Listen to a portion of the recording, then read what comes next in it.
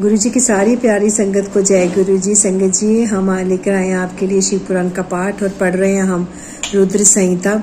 रुद्र संहिता में हमने पढ़ लिया अध्याय 24। अब आज हम पढ़ेंगे अध्याय 25वां।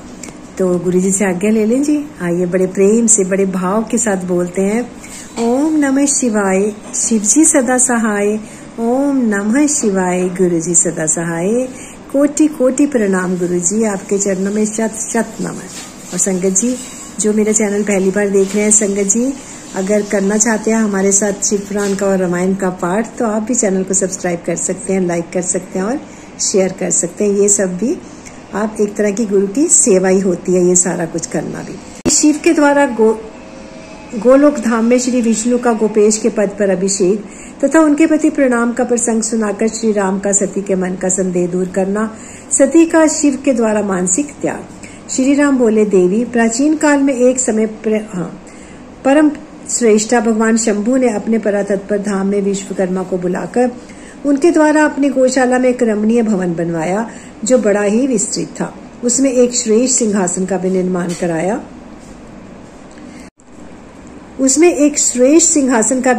कराया। उस सिंहासन पर भगवान शंकर ने विश्वकर्मा द्वारा एक छत्र बनवाया जो बड़ा ही दिव्य, सदा के लिए अद्भुत और परम उत्तम था। ओम नमः शिवाय।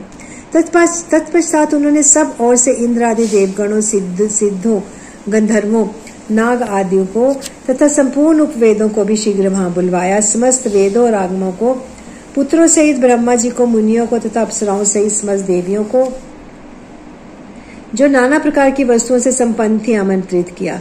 इनके सिवा देवताओं, ऋषियों, सिद्धों और नागों की 16 कन्याओं को भी बुलवाया जिनके हाथों में मांगलिक वस्तुएं थी। मुने वीणा, मृदंग आदि नाना प्रकार के वाद्यों को बजवाकर सुंदर गीतों द्वारा महान उत्सव रचाया। संपूर्ण औषधियों के साथ राज्याभिषेक के योग्य द्रव्य एकत्रित किए गए। प्रत्यक्ष तीर्थों के जलों से भरे हुए 5 कलश भी मंगवाए गए। इनके सिवा और भी बहुत से द्रव्य सामग्रियों को भगवान शंकर ने अपने पार्षदों द्वारा मंगवाया और वहां उच्च स्वर से वेद मंत्रों का घोष करवाया। ओम नमः शिवाय। देवी, भगवान विष्णु की पूर्ण भक्ति से महेश्वर देव सदा प्रसन्न रहते थे, इसलिए उन्होंने प्रीति युक्त हृदय से श्री हरि को वैकुंठ से बुलवाया और शुभ मुहूर्त में श्री हरि को उस श्रेष्ठ सिंहासन पर बिठाकर महादेव जी ने स्वयं ही प्रेम पूर्वक उन्हें सब प्रकार के आभूषणों से विभूषित किया। उनके मस्तक पर मनोहर मुकुट बांधा गया। ओम नमः शिवाय। और उनसे मंगल कौतुक कराए गए। यह सब हो जाने के बाद महेश्वर ने स्वयं ब्रह्मांड मंडप में श्री हरि का अभिषेक किया और उन्हें अपना सारा ऐश्वर्य प्रदान किया जो दूसरों के पास नहीं था। तदंतर स्वतंत्र ईश्वर भक्त वत्सल शंभु ने श्री हरि का सत्वन किया और अपनी पराधीनता, भक्त परवशता को सर्वत्र प्रसिद्ध करते हुए वे लोककर्ता ब्रह्मा से इस प्रकार बोले, लोकेश, आज से मेरी आज्ञा के अनुसार ये विष्णु हरि स्वयं मेरे वंदनीय हो गए। इस बात को सभी सुन रहे हैं। हे तात, तुम संपूर्ण देवता आदि के साथ इन श्री हरि को प्रणाम करो और ये वेद मेरी आज्ञा से मेरी ही तरह इन श्री हरि का वर्णन करें। देवी, भगवान विष्णु की शिव भक्ति देखकर प्रसन्न चित्त हुए वरदायक भक्त वत्सल रुद्रदेव ने उपयुक्त बात कहकर स्वयं ही श्री गरुड़ ध्वज को प्रणाम किया। तदंतर ब्रह्मा आदि देवताओं, मुनि और सिद्ध आदि ने भी उस समय श्री हरि की वंदना की। ओम नमः शिवाय। इसके बाद अत्यंत प्रसन्न हुए भक्त वत्सल महेश्वर ने देवताओं के समक्ष श्री हरि को बड़े बड़े वर प्रदान किए। महेश बोले, हरे, तुम मेरी आज्ञा से संपूर्ण लोकों के कर्ता, पालक और संहारक हो। धर्म, अर्थ और काम के दाता तथा दुर्नीति अथवा अन्याय करने वाले दुष्टों को दंड देने वाले हो। महान बल पराक्रम से संपन्न जगत पूज्य जगदीश्वर बने रहो। समरागण में तुम्हें कोई भी जीत नहीं सकोगे।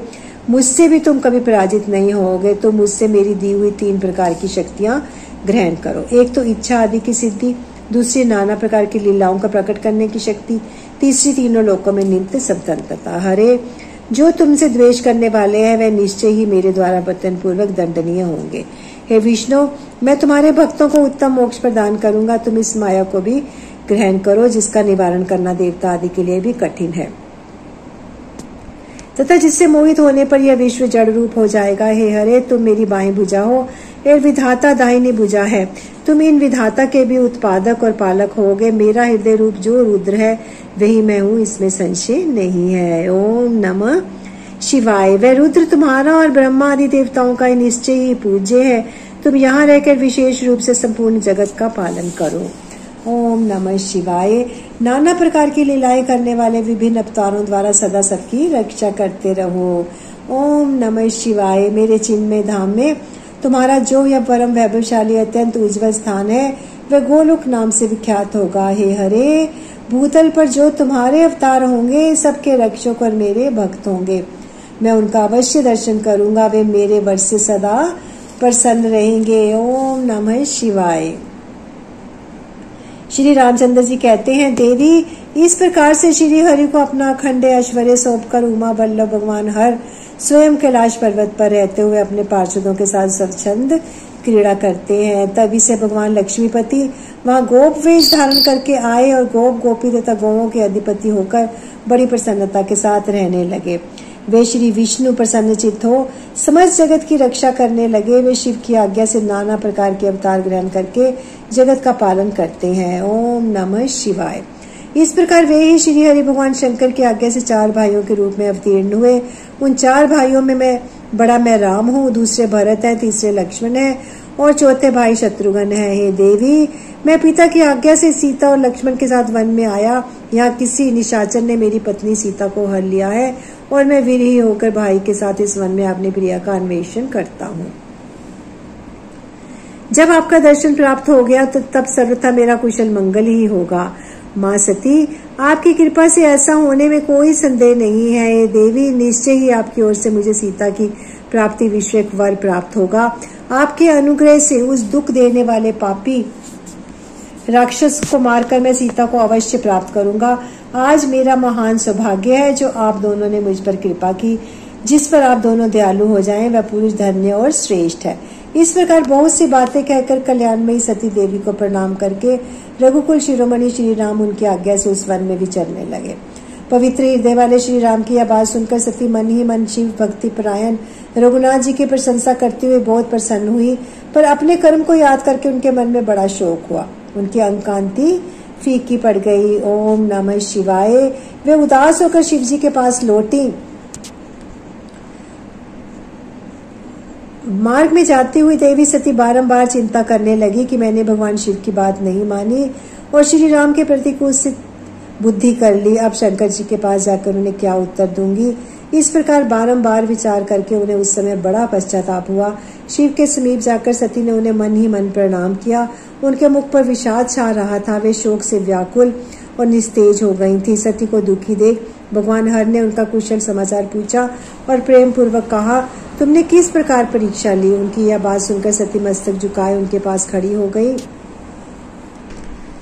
ओम नमः शिवाय। उनका मन शोक और विषाद में डूबा हुआ था। महान भगवान महेश्वर ने ध्यान लगाकर सती का सारा चरित्र जान लिया और उन्हें मन से त्याग दिया। ओम नमः शिवाय। वेद धर्म का प्रतिपालन करने वाले परमेश्वर शिव ने अपनी पहले की हुई प्रतिज्ञा को नष्ट नहीं होने दिया। सती का मन से त्याग करके वे अपने निवास भूत कैलाश पर्वत पर चले गए। मार्ग में महेश्वर और सती को सुनाते हुए आकाशवाणी बोली, परमेश्वर तुम धन्य हो और तुम्हारी यह प्रतिज्ञा भी धन है। तीनों लोकों में तुम्हारे जैसा महायोगी और महाप्रभु कोई नहीं है। वह आकाशवाणी सुनकर देवी सती की कांति फीकी पड़ गई। उन्होंने भगवान शिव से पूछा, नाथ मेरे परमेश्वर, आपने कौन सी प्रतिज्ञा की है, बताइए। सती के इस प्रकार पूछने का भी उनका हित चाहने वाले प्रभु ने पहले अपने विवाह के विषय में भगवान विष्णु के सामने जो प्रतिज्ञा की थी उसे नहीं बताया है। मुने, उस समय सती ने अपने प्राण बल्लभ पति भगवान महेश्वर भगवान शिव का ध्यान करके उस समस्त कारण को जान लिया जिससे उनके प्रीतम ने उन्हें त्याग दिया था। शंभु ने मेरा त्याग कर दिया। इस बात को जानकर दक्ष कन्या सती शीघ्र ही अत्यंत शोक में डूब गई और बार बार सिसकने लगी। सती के मनोभाव को जानकर शिव ने उनके लिए जो प्रतिज्ञा की थी उसे गुप्त ही रखा और वे दूसरी बहुत सी कथाएं कहने लगे। नाना प्रकार की कथाएं कहते हुए वे सती के साथ कैलाश पर्वत पर जा पहुंचे और श्रेष्ठ आसन पर स्थित हो चित्त वृत्तियों के निरोध पूर्वक समाधि लगाकर अपने स्वरूप का ध्यान करने लगे। ओम नमः शिवाय। सती मन में अत्यंत विचार ले अपने उस धाम में रहने लगी है। मुने शिवा और शिव के उस चरित्र को कौन नहीं जानता था, कोई नहीं जानता था। महामुने स्वेच्छा से शरीर धारण करके लोक लीला का अनुसरण करने वाले उन दोनों प्रभुओं का इस प्रकार वहां रहते हुए दीर्घ काल व्यतीत हो गया। तत्पश्चात उत्तम लीला करने वाले महादेव जी ने ध्यान तोड़ा। यह जानकर जगदम्बा सती वहां आई और उन्होंने व्यथित हृदय से शिव के चरणों में प्रणाम किया। उदार चेता शंभु ने उन्हें अपने सामने बैठने के लिए आसन दिया और बड़े प्रेम से बहुत सी मनोरम कथाएं कही। ओम नमः शिवाय। उन्होंने वैसी ही लीला करके सती के शोक को तत्काल दूर कर दिया। वे पूर्ववत सुखी हो गई। फिर भी शिव ने अपनी प्रतिज्ञा को नहीं छोड़ा। हे तात, परमेश्वर शिव के विषय में वह कोई आश्चर्य की बात नहीं समझनी चाहिए। मुनि लोग शिवा और शिव की ही ऐसी कथा कहते हैं। कुछ मनुष्य उन दोनों में वियोग मानते हैं, परंतु उनमें वियोग कैसा संभव है? शिवा और शिव के चरित्र को वास्तविक रूप से कौन जानता है? वे दोनों सदा अपनी इच्छा से खेलते और भांति भांति की लीलाएं करते हैं। ओम नमः शिवाय। सती और शिव वाणी और अर्थ की भांति एक दूसरे से नित्य संयुक्त है। उन दोनों में वियोग होना असंभव है। उनकी इच्छा से ही उनमें लीला वियोग हो सकता है। अध्याय 25 की समाप्ति। संगत जी, अध्याय 25 हमने फिनिश कर लिया। आइए गुरु जी से आज्ञा लेते हैं, अपनी वाणी को यहीं पर विराम देते हैं और कल हम पढ़ेंगे अध्याय 26वां रुद्र संहिता का। आइए अपने प्यारे गुरु जी से आज्ञा लेते हैं यहाँ पर विराम लेने की। ओम नमः शिवाय। शिव जी सदा सहाय। ओम नमः शिवाय। गुरु जी सदा सहाय। धन धन गुरु जी, कोटि कोटि प्रणाम, कोटि कोटि प्रणाम, अनंतम अनंतम अनंतम शुक्राना। जय गुरु जी। Thank you for everything Guru ji. Thank you so much Guru ji.